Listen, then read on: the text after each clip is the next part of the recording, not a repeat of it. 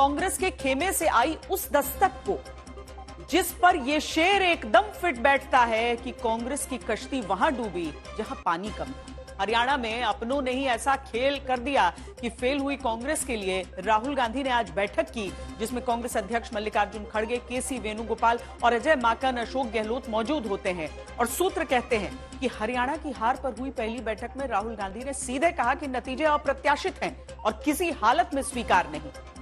राहुल गांधी ने पूछा कि जब सारे सर्वे कांग्रेस को जिता रहे थे तो ऐसे में हार की वजह की तह तक जाना होगा। इसके बाद राहुल गांधी ने हरियाणा में हार की असली वजह पकड़ ली। कहा कि पहले खुद और फिर पार्टी की सोच ने ही कांग्रेस को हरवा दिया। सूत्रों के अनुसार राहुल ने यह तक कहा कि पूरे इलेक्शन को डुबवाने के पीछे पार्टी से बड़ा खुद को समझने वाले लोग हैं और पार्टी का हित दूसरे नंबर पर रखकर कुछ नेताओं का अपना हित पूरे चुनाव पर हावी रहा। अब आगे फैक्ट फाइंडिंग कमेटी बनेगी, फिर वो हार की वजह खोजेगी। फिर सवाल है कि क्या कोई एक्शन राहुल गांधी लेंगे। कभी कभी हमारे शेर थोड़ा थोड़ा लड़ जाते हैं एक दूसरे से, फिर मेरा काम शेरों को एक साथ खड़े करने का है। हरियाणा में अपने शेरों का हाथ राहुल गांधी मिलवाते रहे और आपसी खींचतान ने पार्टी की उम्मीदों का शिकार कर दिया। जहां 10 साल बाद भी हरियाणा नहीं जीत पाई कांग्रेस, हार का सच खोजने के लिए फैक्ट फाइंडिंग टीम बनाएगी और ये टीम आगे देखेगी पार्टी बाद में पहले मैं ऐसी महत्वाकांक्षा रखने वाले किन लोगों की वजह से शिकस्त मिली है। जाट बनाम गैर जाट का नैरेटिव, क्या हुड्डा सरकार के नारे लगने से गैर जाट वोट विरोध में एकजुट हुआ? गैर जाट और गैर जाटव दलित नेता की कमी, जबकि हुड्डा सुरजेवाला जैसे जाट नेता, सैलजा उदयभान जैसे दलित नेता मौजूद रहे। टिकट बंटवारे में चूक, क्या हुड्डा कैंप के लोगों को ही ज्यादा टिकट दिए जाने से टिकट बंटवारे में चूक हुई? और गठबंधन बागी, क्या गठबंधन करके जाते और बागियों को संभाल लेते तो खेल पलट जाता? बहुत सारे कारण हैं और ये कारण चुनाव आयोग से लेकर के आपस में मतभेद से लेकर के बहुत सारी चीजें हैं और सबके ऊपर हम लोगों ने भी चर्चा करी है और आगे भी चर्चा करेंगे। इसका की जानकारी कोई आधा एक घंटे के अंदर मीटिंग से नहीं होती। खड़गे साहब ने, राहुल जी ने बहुत सीरियस लिया है। तय में जाना जरूरी है। वास्तव सच्चाई क्या है वो सच्चाई सामने तभी आएगी, तब आज हमने मीटिंग करी है तो फॉलो होगा। मीटिंग का खेल तो होता रहेगा। राहुल गांधी के सामने फैक्ट फाइंडिंग कमेटी तो बाद में जब बनेगी तब बनेगी, लेकिन कांग्रेस के तगड़े झगड़े का जो सच पहले से सामने आकर पसरा पड़ा है, क्या कांग्रेस वो नहीं देख पा रही? जहां कैप्टन अजय यादव कांग्रेस की ओबीसी सेल के चेयरमैन कबूलते हैं कि मिसमैनेजमेंट ने पार्टी को हरवा दिया। तो हमारी जो मिसमैनेजमेंट की वजह से आ रहे हैं, इन लोगों ने जिस तरीके से मैनेज नहीं किया चुनाव को। शमशेर सिंह असांध से हारे कांग्रेस के प्रत्याशी कहते हैं हुड्डा कांग्रेस हारी, कांग्रेस नहीं। अगर मैं सही में कह दूं खुल के तो हुड्डा कांग्रेस हारी है, कांग्रेस नहीं हारी। अंबाला कैंट से हारे कांग्रेस के प्रत्याशी कहते हैं बीडी गैंग ने कांग्रेस को हरवाया।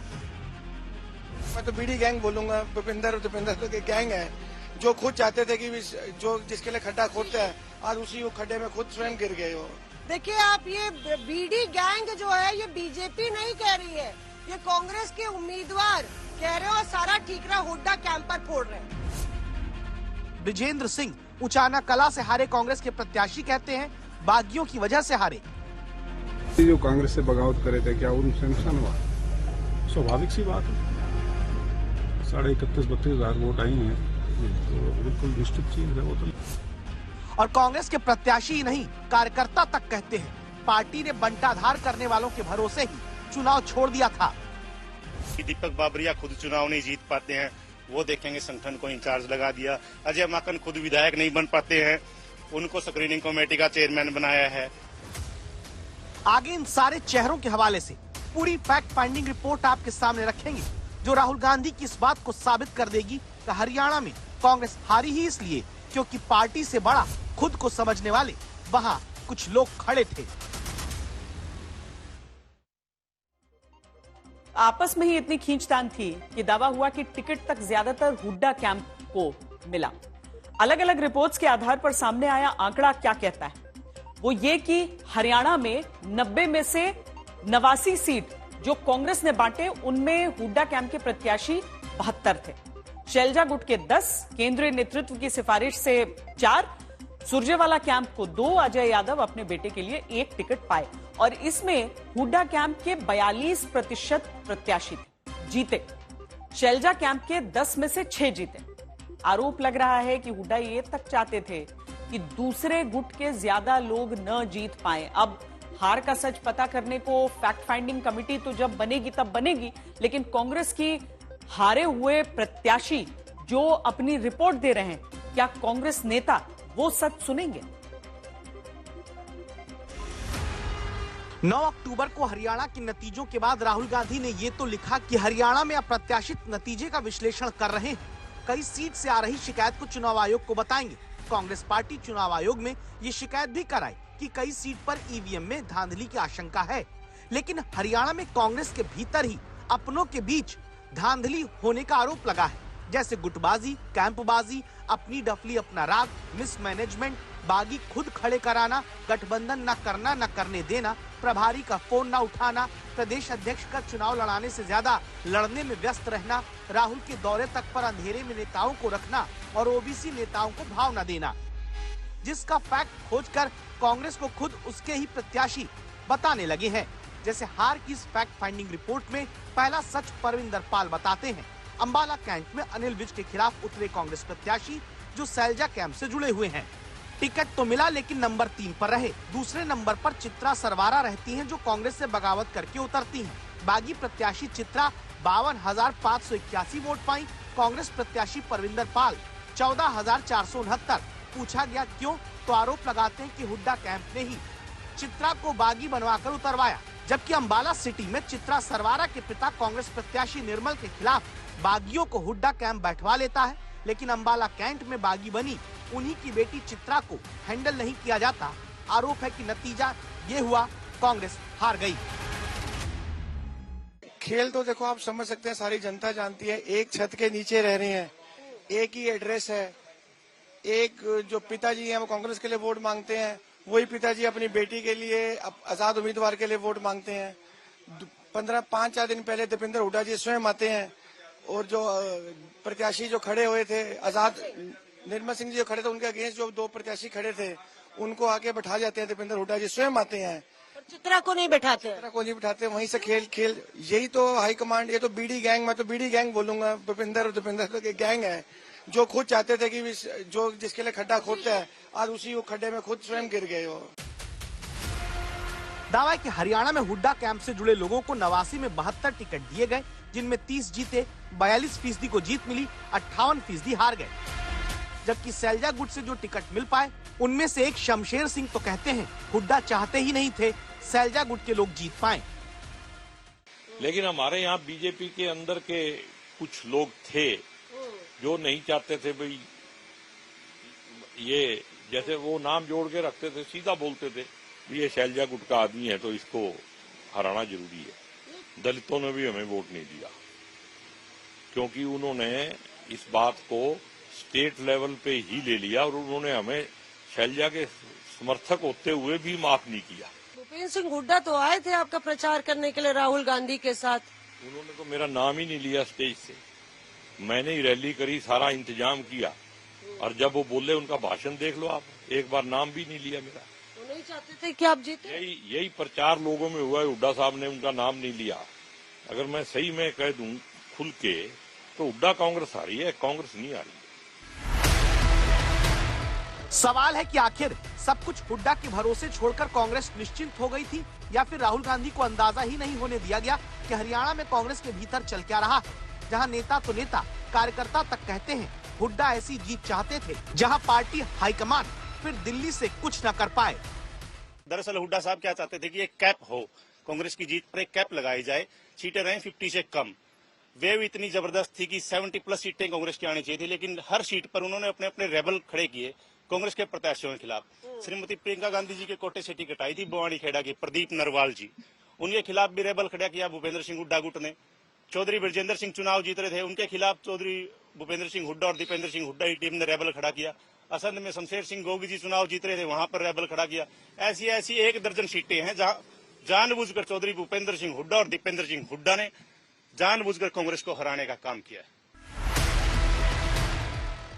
इस आरोप के लिए अब इस तस्वीर को याद करिए।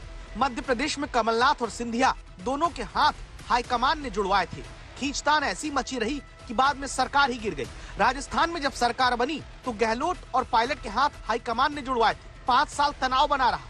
हाईकमान ने छत्तीसगढ़ में सरकार बनने पर भूपेश बघेल, टीएस सिंहदेव का हाथ तो जुड़वाया, लेकिन खींचतान जारी रही। दावा है कि भूपेंद्र सिंह हुड्डा यही हरियाणा में नहीं चाहते थे। वो चाहते थे कि जो जीते उनके गुट का जीते। ऐसी कंट्रोल्ड जीत जिसमें जीते विधायक सिर्फ उनके हों, ताकि हाईकमान से कहीं कोई दबाव कभी ना बन पाए। लेकिन जीत को अपने हिसाब से सेट करने में दावा है हरियाणा ही हाथ से निकल गया। दस्तक देता सवाल यह है कि जो बातें अब सामने आ रही हैं, क्या इसका अंदाजा कांग्रेस हाईकमान को नहीं था, या फिर अंधेरे में राहुल गांधी को उन्हीं के नेता रखे रहे? जहां बैठक में कांग्रेस अध्यक्ष को कहना पड़ता है कि चुनाव लड़ने की रणनीति को और दुरुस्त करना पड़ेगा। खड़गे पूछते हैं कि आखिर कैसे बागियों ने दर्जन भर टिकट पर कांग्रेस का खेल बिगाड़ दिया।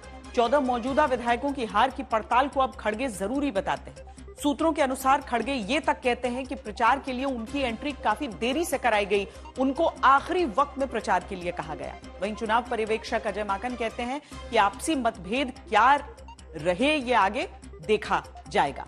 सवाल है कि दिल्ली से सटा हुआ राज्य हरियाणा, जहां सीटें कुल 90, छोटे राज्य में भी कांग्रेस अपनी खींचतान नहीं रोक पाई और अब फैक्ट फाइंडिंग कमेटी की बात की जाती है, जबकि उन्हीं की पार्टी की ओबीसी सेल के प्रमुख अजय यादव मीडिया में खुलकर सारा सच बताने लगते हैं। अजय यादव के बेटे को भी टिकट मिला था, लेकिन वो हार गए। अब अजय यादव कहते हैं कि पूरी पार्टी मिसमैनेजमेंट की वजह से हारी है। जो फ्लॉप शो है वो हुआ क्यों, इसके पीछे अजय जी क्या वजह रही? कि जो हमारे प्रभारी महोदय हैं वो अगर बीमार थे तो किसी और को अपना जिम्मा दे दिया होता। उनको मैंने फोन से बात की, मेरे पास प्रफुल्ल पटेल जी आए, कहने लगे कि साहब आपका जो है यहाँ पर राहुल गांधी जी का रोड शो होगा और 49 किलोमीटर के करीब होगा, आप तैयारी कीजिए। हमने जो है प्रेस कॉन्फ्रेंस करके बोल दिया कि आ रहे हैं। उसके बाद हमने बात वेणुगोपाल जी से करी, कहने लगी अभी तो कोई विचार ही नहीं हुआ। मैंने कहा फिर आपके प्रभारी जी ने आके क्यों कर दिया? बाबरिया जी बोल दिए थे आपको? बाबरिया जी तो अस्पताल में थे ना। अगर वो अस्पताल में थे तो हाथ जोड़ के कह दिया होता कि भैया मैं बीमार हूँ, किसी और को जगह दे देते। आप तो पदाधिकारी हैं और एआईसीसी में, आपको तो पद मिला हुआ है ओबीसी। लेकिन ये ऑर्नामेंटल है, ऑर्नामेंटल है। हमें एक्सटेंडेड कमेटी में नहीं बुलाया जाता है। कहते हैं कि 32 डिपार्टमेंट हो रहे हैं। अरे भैया SC ST ओबीसी माइनॉरिटी का एक अपना महत्व है। आप एक तरफ तो ओबीसी की बात करते हैं, दूसरा आप ओबीसी को जो कैंपेन जो मैनिफेस्टो रिलीज होता है उसमें आप नहीं बुलाते हैं। मैं वेणुगोपाल जी को मैंने 10 बार फोन किया, तब जाकर मेरी उनसे बात हुई है। इसमें मुख्य कारण ये रहा है कि जो हमारी PCC का अध्यक्ष मैं चुनाव लड़ रहा था और जो है कोई रणनीति बनाने वाला कोई व्यक्ति नहीं था यहाँ। जिसने रणनीति कौन बनाता है? प्रभारी बनाता है और PCC अध्यक्ष बनाता है, बाकी और कौन बनाता है? अब हुड्डा साहब तो पूरा घूम रहे थे, ठीक है ना। और लेकिन मेरा ये कहना है कि उसके अलावा जो बाकी लोग भी हैं, मुझे शैलजा जी ने कहा कि मैं आ रही हूँ आपके पास, फिर उसके बाद कहा कि मैं नहीं आ सकती हूँ, मेरे को चॉपर नहीं मिल रहा है। तो आप ये बताइए कि राहुल गांधी जी का प्रोग्राम कैंसिल हो जाता है, शैलजा जी का प्रोग्राम कैंसिल हो जाता है आने के लिए। तो इस तरीके से जब मिसमैनेजमेंट होगी तो मेरा तो ये मानना है कि पूरा ओवरहॉलिंग होना चाहिए।